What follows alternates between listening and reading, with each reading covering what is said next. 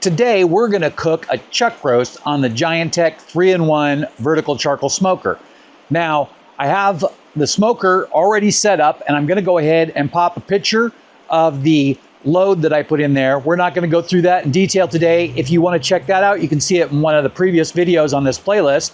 And over here, I have the charcoal chimney heating up and getting ready. So we're gonna go ahead and grab that chuck roast, which is sitting right there.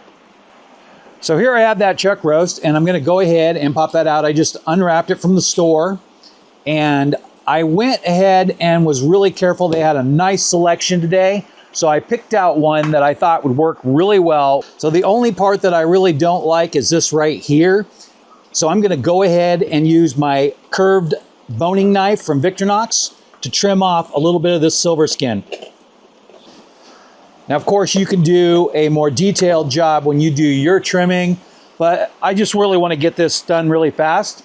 So we're going to use two things to season this. We're going to use the Kosmos Double Pepper cow cover, and this is the coarse variety. And I'm just going to put a light coat of that on there, top and bottom. I just want to get a little bit of that coarseness on there. There's some nice big pieces of salt in there. And then you've got a lot of your big coarse pepper. And then I have my home blend that I call 3211. And you can check out that video right here, which will give you a short little description. But really, this is my basic all-purpose rub. Make sure that you give it a little shake first.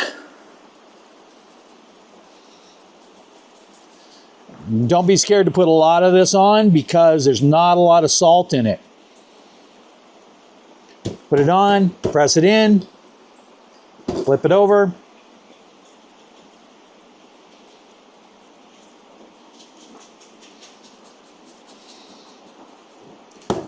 Press it in.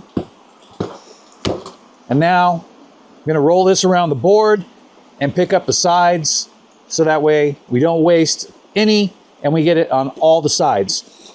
Now I'm looking at this right now, and I'm going to tell you that that's not enough seasoning, so we're going to hit it again.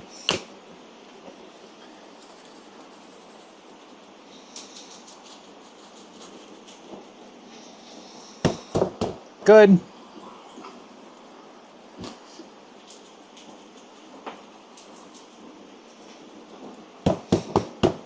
You can see how it's coming down just a little bit on this side, so make sure you get more seasoning on the thick side. And then before we go to put it on there, we're actually going to push it together and try to keep it even as possible. So we'll go ahead and let that sit. One thing, letting it sit about 5 minutes is going to start to bring a little bit of the moisture out, and that'll all tack up really good. So then when we put it on the smoker, it'll be like a natural binder from inside the meat.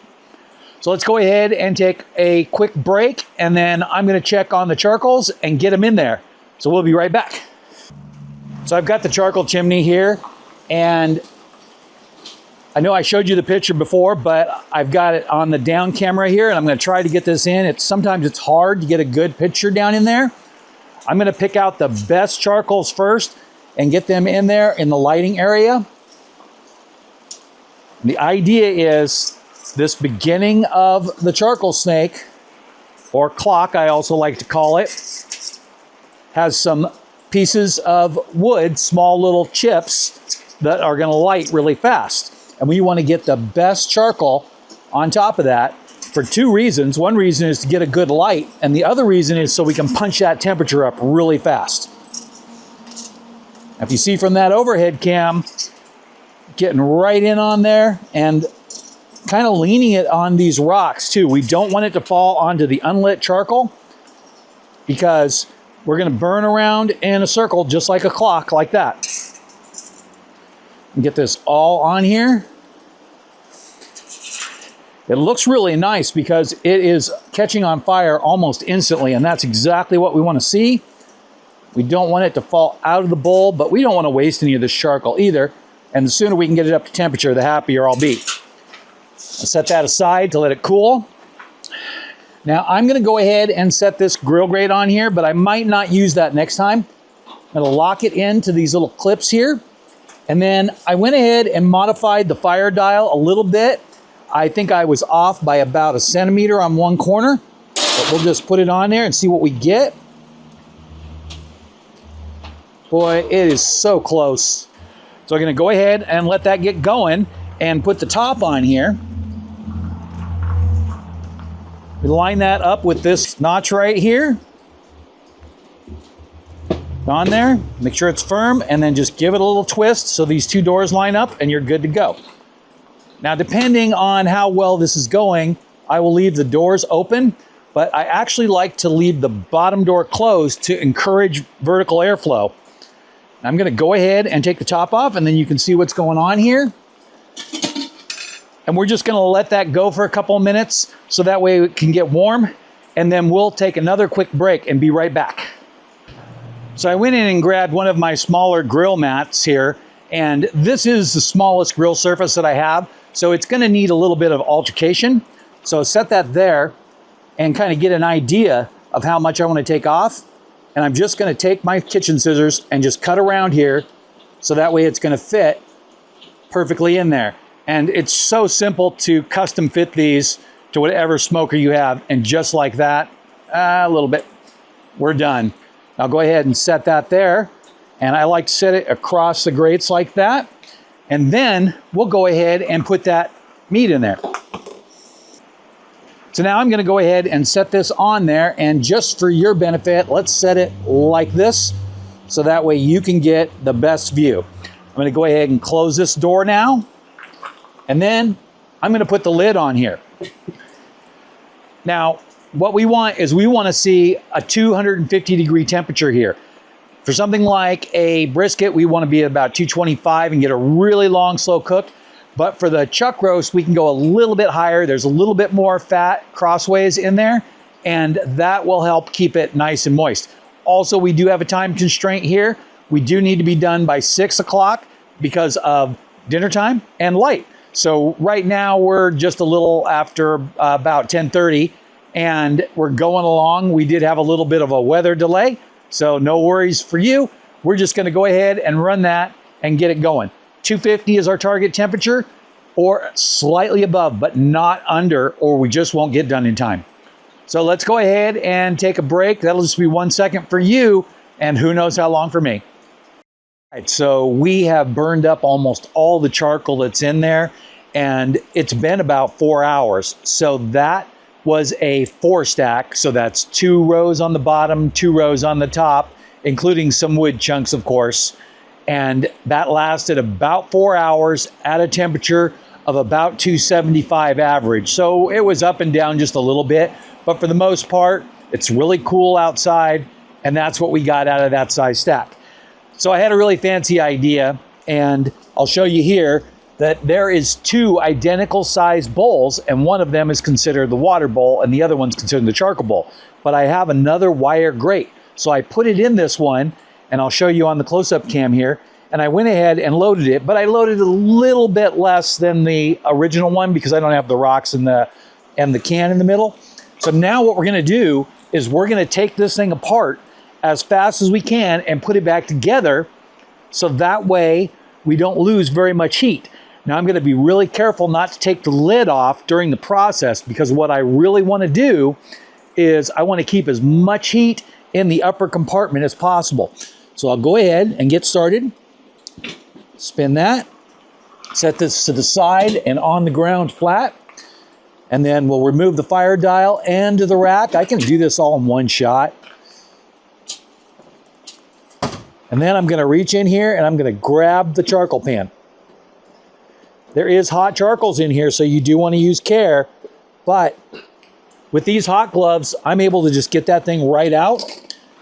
And then I'm gonna grab a couple of the charcoals and put them in there right now. I'm gonna get this back in there as fast as possible. And I wanna put the lit charcoals as close to the front door as possible. Make sure that's locked in place. See if we can find a couple more big ones here. Gonna get some wood chips. I think I'll use the metal spoon just like I normally would.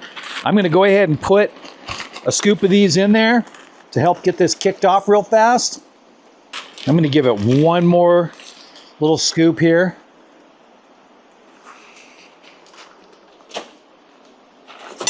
All right, and transfer the can. That's just so nothing falls over. And let's get this lid back on there. There's the notch right there.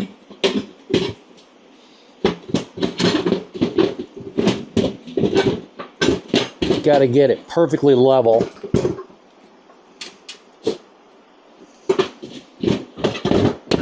There it is. Okay, and now I don't want that to smolder because I don't want that smoke in there. So what I'm going to do is blow on it a couple of times.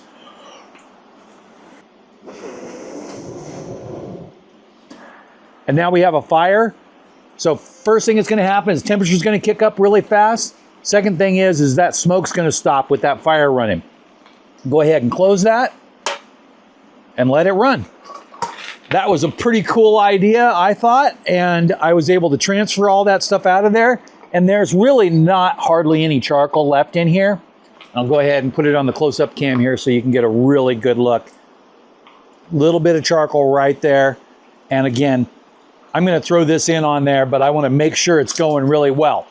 So we still have another few hours, but before I do anything else, I'm going to go ahead and I'm going to pop the lid and check the temperature. That might also help it get going a little bit faster. Have my Giantex instant read thermometer here today. All right, so I'm going to go ahead and I'm going to open the lid. I've gotten in the habit of inserting the thermometer first and then turning it on. You can feel that it's nowhere near done. 142. All right, we got a ways to go. And so we need to pump that temperature up to 275 as fast as we can and let it rip. All right, so I'm going to go ahead and babysit that and make sure that that temperature comes up real fast. And then I will be back in 1 second for you. Well, we are running out of time, so we're going to have to take this off. And I think we're going to be just a few degrees short. I did add a couple of wood blocks to keep that temperature up into the 250 degree range. And it worked out just the way I wanted it to. Unfortunately, light is our enemy here and not the actual cooking process itself. So let's go ahead and get that off of there. First, I'm going to go ahead and open this up and we're going to take a quick temperature reading with our Giantex instant read thermometer. Like I did earlier, I'm just going to slide that in. Then I'm going to go ahead and turn it on. 160. Yeah, that's not what we wanted to see. I wanted to see something a lot higher than that. I'm positive that it's going to be great. You'll just have to thin slice it like a roast beef. All right, so I'm going to go ahead and transfer that over here. So it feels really good. A little firmer than I'd like. I'm using my Victorinox slicing knife here, and this is what I call my brisket knife, but really, you can get a nice slice right through there, and it's sliced pretty good. This really is going to turn out just like a roast beef. It looks like it and feels like it. All right, so now that we've got that open like that, I'm going to go ahead and I'm going to take a little bite. And if you look at that close-up, you can see that beautiful smoke ring on the outside. That's just the reaction. Not indicator of flavor, but it's a good sign.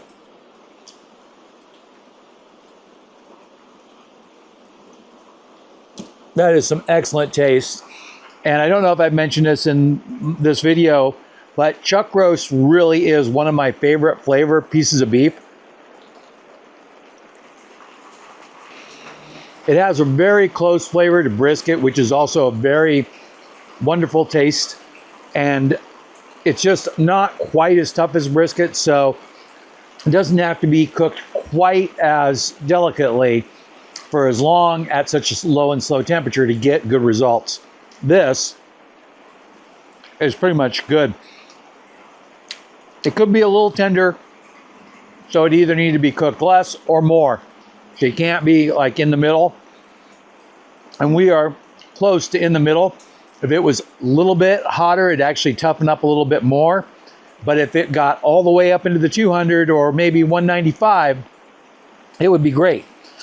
Now, what I'm going to do is I'm going to go ahead and wrap this up and put it aside for about 20 minutes, and then I'm going to have dinner. So another really nice cook. Again, if we had more time, or I would have started an hour earlier, I think that we would be right in where we want to be. But I got to tell you, the flavor is great. The smoke that this thing is generating during the cook is perfect. So far, my only concern has been that I can't get the amount of fuel in there that I want for a long cook. But we're going to play with that. I've got a few little ideas in the future how to modify it, but we want to get a couple more cooks without modification before we do anything crazy. So next week, I think we're going to go for a pork butt. I will see you there. Thanks for watching and have a great day.